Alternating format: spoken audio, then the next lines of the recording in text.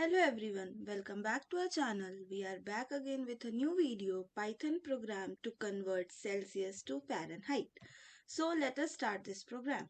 In the first line, this defines a function Celsius to Fahrenheit that takes one parameter Celsius. Now, in the next line, the function converts the Celsius temperature to the Fahrenheit using the formula as it multiplies by 9 upon 5 and then adds 32 to the result to get the equivalent temperature in Fahrenheit.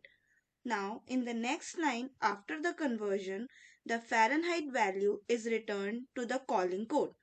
Here, in the next line, the program prompts the user to enter the temperature in Celsius and the input function returns a string, so it is converted to a floating point number using float to ensure the temperature that can have decimal values like 25.5 or 30.25 etc.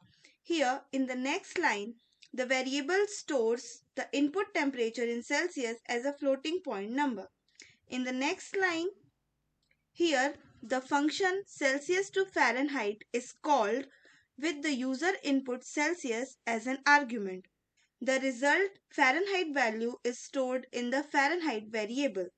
Here in the last line, in the next line, the line prints the result. It uses Python's f-string formatting to insert the value of Celsius and Fahrenheit into the string and display it in a readable format. So let's check this program.